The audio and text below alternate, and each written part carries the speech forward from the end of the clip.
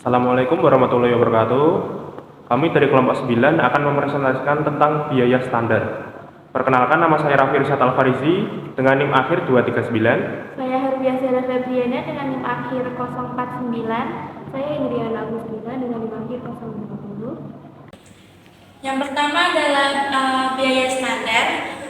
Pengertian biaya standar sendiri itu adalah biaya yang telah ditentukan terlebih dahulu sebagai dasar untuk memperkirakan berapa biaya yang seharusnya dikeluarkan dalam memproduksi suatu produk atau menjalankan suatu kegiatan.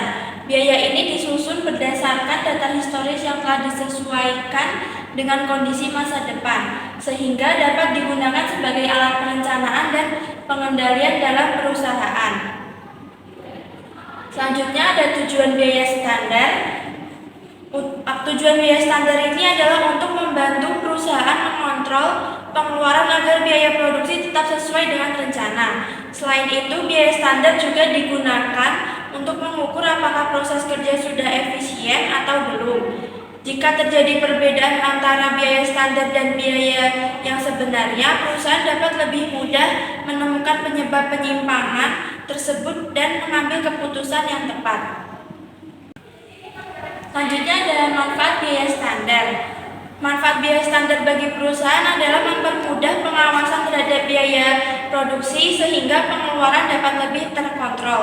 Dengan adanya biaya standar, perusahaan juga dapat bekerja lebih efektif dan membuat perencanaan yang lebih baik untuk masa depan. Selain itu, biaya standar juga membantu menekan pemborosan dan mempermudah proses administrasi maupun pencatatan biaya. Selanjutnya ada kelemahan biaya standar.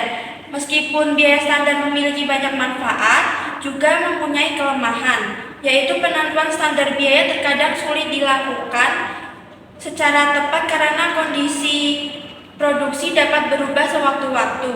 Sistem ini juga kurang fleksibel jika terjadi perubahan harga bahan baku, upah tenaga kerja, atau kapasitas produksi. Selain itu, penerapan biaya standar dapat menimbulkan masalah dalam pengelolaan persediaan apabila standar yang digunakan tidak sesuai dengan kondisi yang sebenarnya. Selanjutnya ada komponen biaya. Komponen biaya di sini ada 3. Yang pertama yaitu biaya bahan baku standar. Biaya bahan baku standar, biaya ini ditentukan berdasarkan jumlah bahan baku yang seharusnya digunakan untuk menghasilkan produk serta harga standar baku tersebut. Selanjutnya yang kedua ada biaya tenaga kerja standar.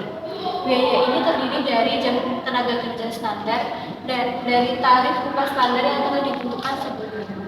Yang ketiga ada biaya overhead pabrik standar.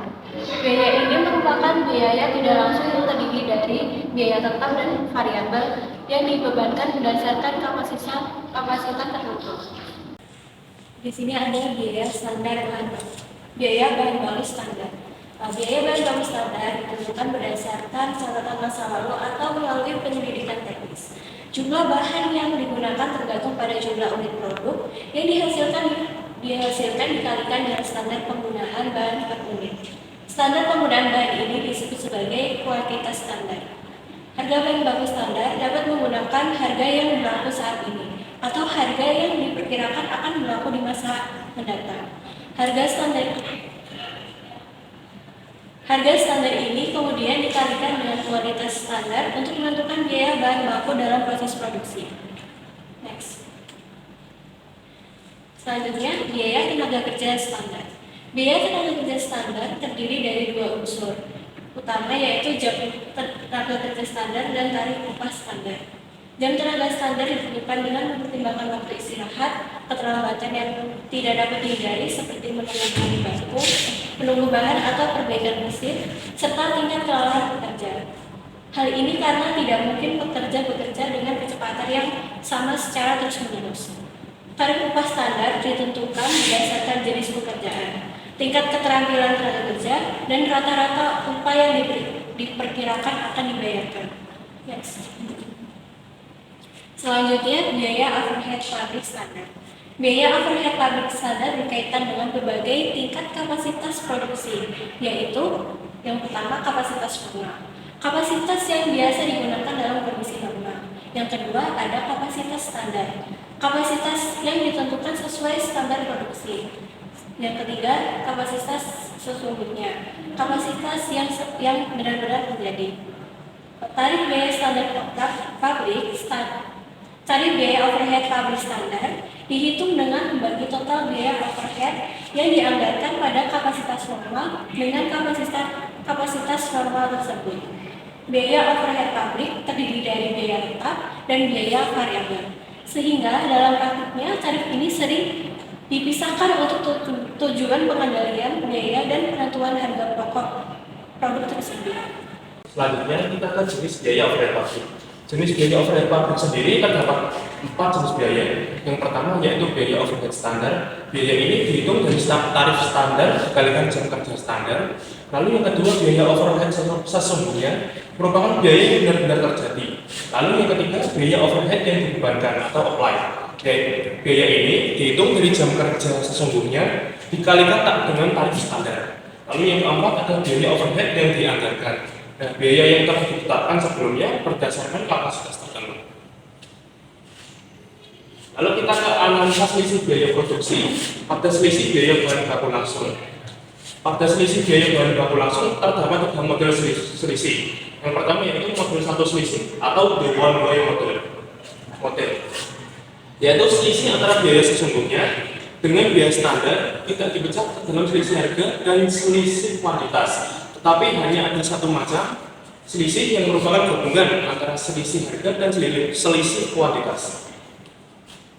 Rumusnya sendiri yaitu ST dikali HSTX dikali KST dikurangi HS dikali KS. ST sendiri sama dengan selisih total, HST sama dengan harga standar, KS merupakan harga sesungguhnya, KST merupakan harga kuantitas standar, KS sendiri merupakan kuantitas sesungguhnya. Yang kedua yaitu model 2 selisih atau the two-way model, yaitu selisih antara biaya sesungguhnya dengan biaya standar dipecah menjadi 2 macam selisih, yaitu selisih harga dan selisih kuantitas. Untuk selisih harga sendiri menggunakan rumus HST dikurangi HS dikali dengan KS. Lalu untuk selisih kuantitas sendiri dicari menggunakan rumus HST dikurangi KS dikali HST. Lalu yang ketiga ada model 3 selisih atau the three-way model, yaitu selisih antara biaya sesungguhnya dengan biaya standar dipecah menjadi 3 macam selisih. Yang pertama ada selisih harga dicari dengan HST dikurangi HS lalu dikalikan dengan KST. Lalu selisih kuantitas dicari dengan KST dikurangi KS lalu dikalikan dengan HST. Lalu yang ketiga yaitu selisih harga atau kuantitas dicari menggunakan HST dikurangi HS lalu dikali dengan KST dikurangi KS. Next. Selanjutnya kita ke analisa selisih biaya produksi pada biaya tenaga kerja langsung. Pada biaya tenaga kerja langsung masih sama, yaitu ada 3 model analisa. Yang pertama ada model 1 selisih atau the one way model, yaitu selisih antara biaya tenaga kerja langsung sesungguhnya dengan biaya tenaga kerja langsung standar dengan biaya tenaga kerja langsung standar. Ini tidak dipecah ke dalam selisih tarif, upah dan selisih jam kerja.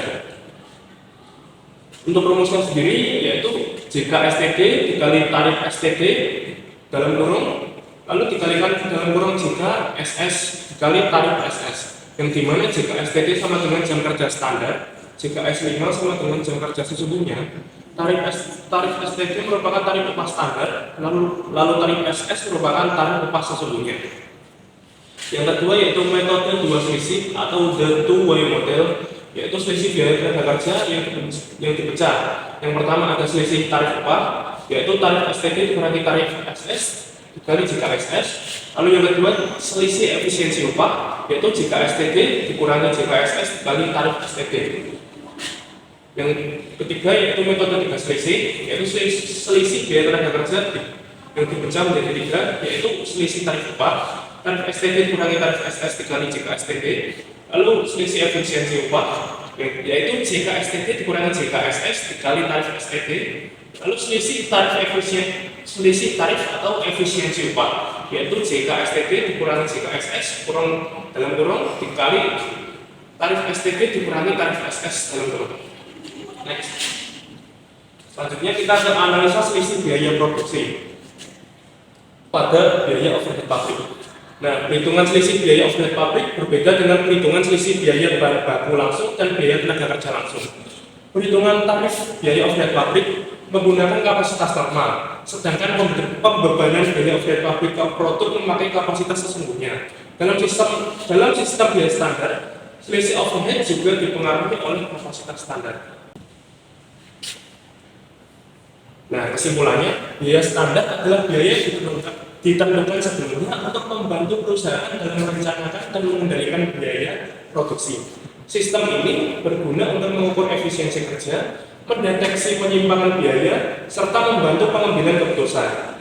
Biaya standar terdiri dari biaya bahan baku, tenaga kerja, dan overhead pabrik. Walaupun memiliki manfaat seperti mempermudah pengendalian biaya dan meningkatkan efektivitas kerja, biaya standar juga memiliki kelemahan karena kurang fleksibel terhadap perubahan kondisi produksi.